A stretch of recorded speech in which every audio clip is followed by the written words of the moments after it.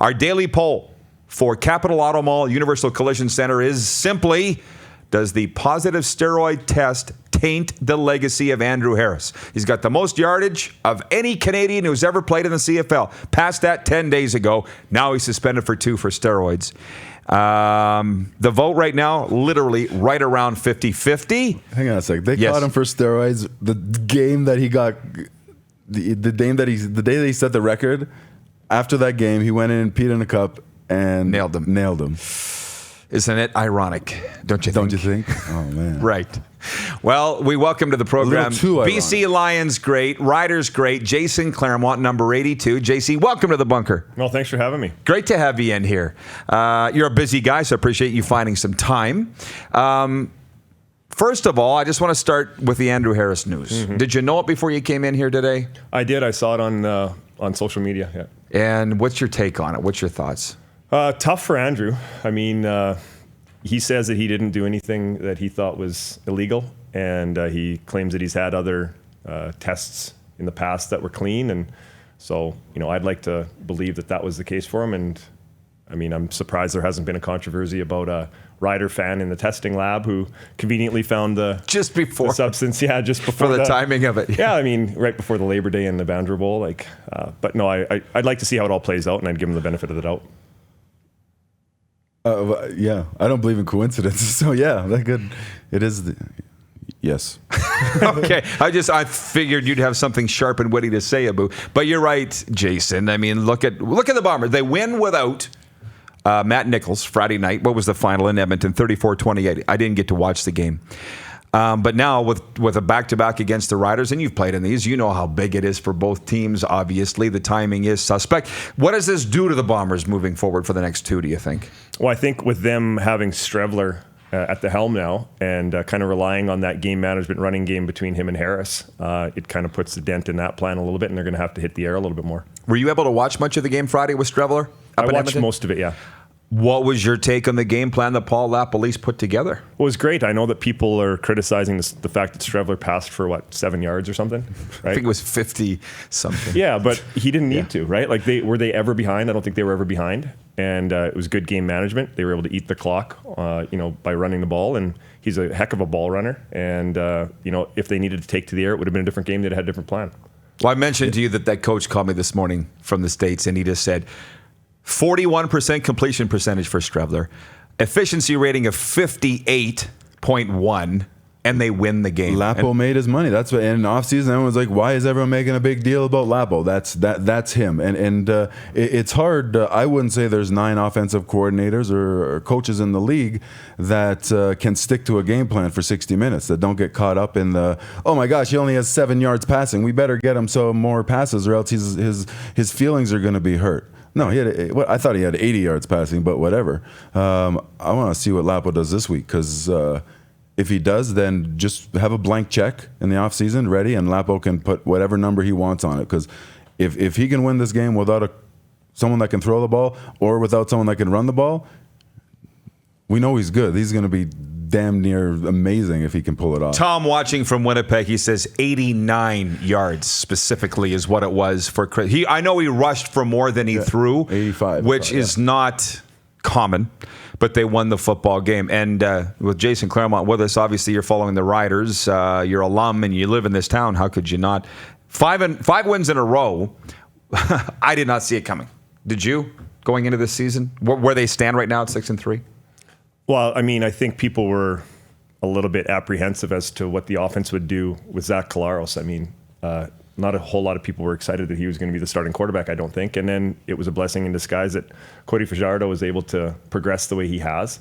I think that the biggest surprise for me with the quarterback is his confidence immediately. He immediately had confidence and a comfort level, and he's been able to carry that through. And the defense is doing a great job. I mean, you serve up 3 cookies right in the first quarter like that, right? On the bad side of the 50-yard line, and you can build some momentum and get the crowd into it.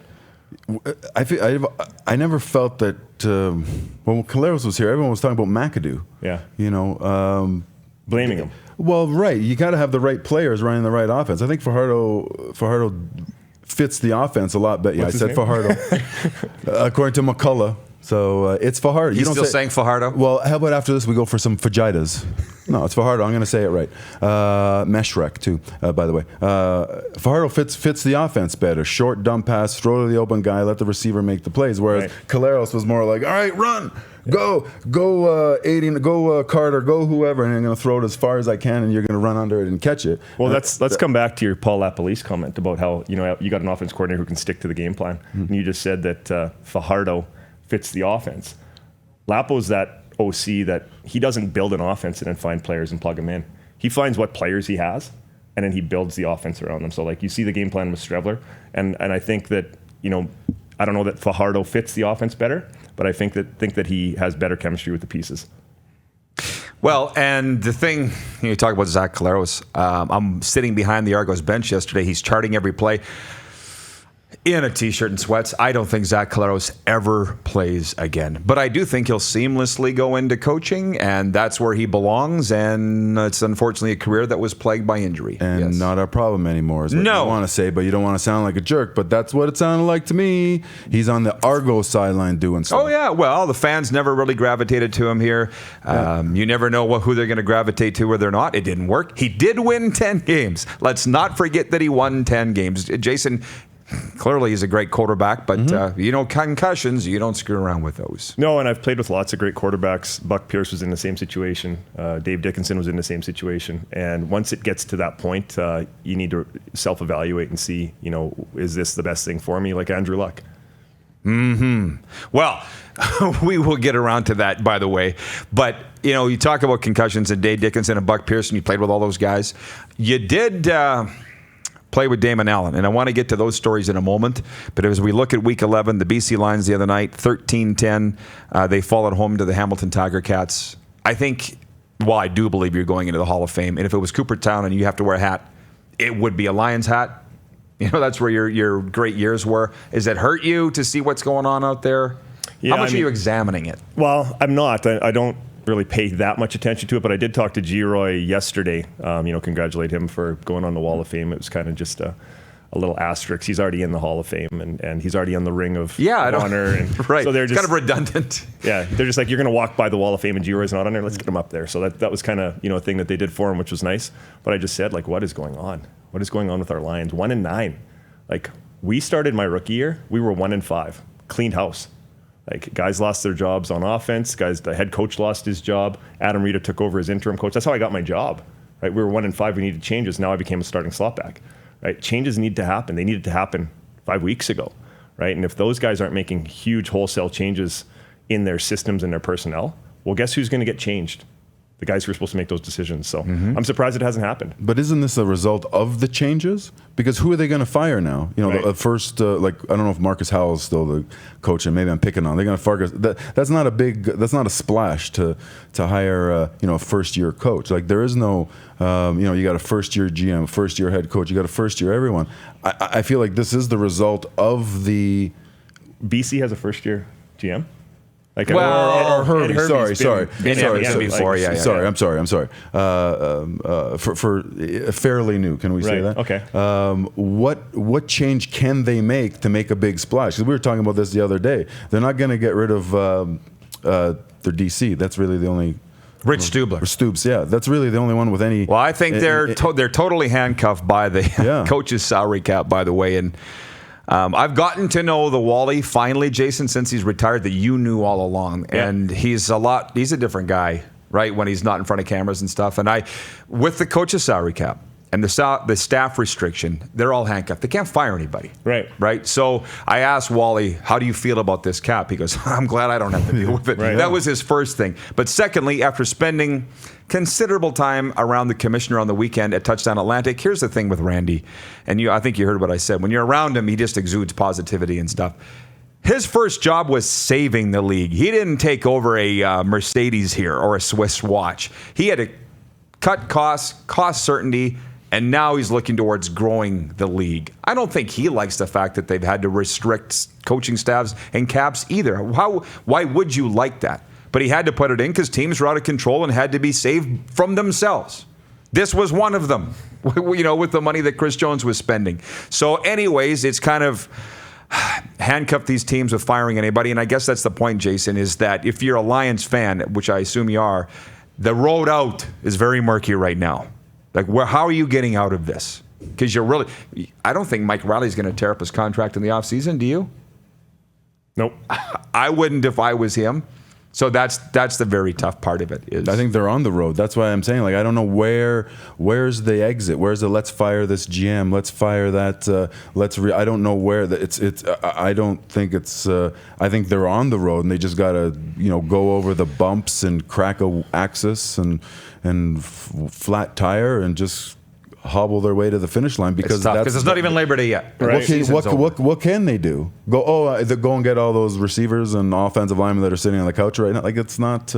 But that's a fragile market. Like, you're going to start competing here with the Canucks right away for entertainment dollars, and like, it's not going to be good.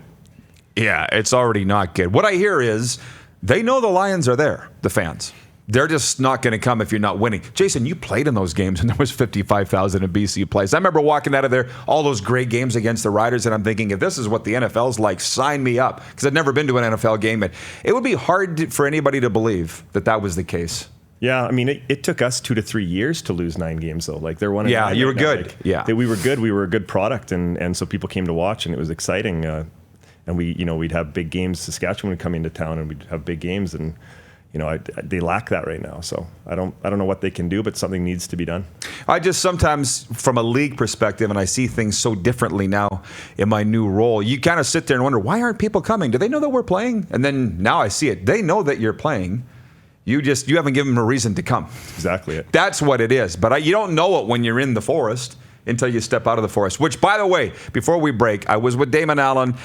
You wrote into my Instagram story about Driftwood. What a guy. And what a job, by the way. He just gets paid by the CFL to be Damon Allen. So he comes out to Moncton and runs these kids' camps and stuff, and he talks, and you know how sharp he is. He can just speak at the drop of a dime. But he did go deep into the 2004 Grey Cup. And the story for you guys was who starts, Casey Printers or Dave Dickinson. I don't think Damon was going to allow them to lose that day because of the chip on his shoulder in Ottawa. Yeah, he had a great game, managed that game really well. They had a receiver, Baker, who had a big game against us. And Abu had talked earlier about a GM sticking to a game plan, and we had a game plan. We had a game plan of running the football, and I feel like we had 186 yards or something in the first half with our running back. And, you just get offensive coordinators and quarterbacks, they just get a little bit itch and just like, let's try to throw a little bit. Took away from our game plan and let them back into the game. And well, yeah, your rookie year was 03, right? 02. It was 02. Yeah. So just refresh my memory. You played with Damon for one whole year? Yeah. So, Abu, this is what's funny. So Damon is going into the next season, I guess, thinking he's going to be your quarterback, and they brought Dave Dickinson into town. And Adam told Damon, he's telling us at the reception Saturday night, they said, don't worry, Damon, we're just going to show Dave Dickinson around. We're just going to show him around Vancouver. And Damon's like, he doesn't know BC? He's never been here before? That was his thing. Next thing you know, Dave signs and Damon's on the next thing smoking. Right? But and I guess he finished his time out in Toronto. I mean, everything does happen for a reason, right? I guess it worked out well for everybody. Mind you, not winning that Grey Cup, you don't ever get those back. Yeah, you don't get them back. Nope. No. You're watching Rod Pedersen on demand. For more of The Rod Pedersen Show, visit rodpedersen.com or follow Rod Pedersen on social media.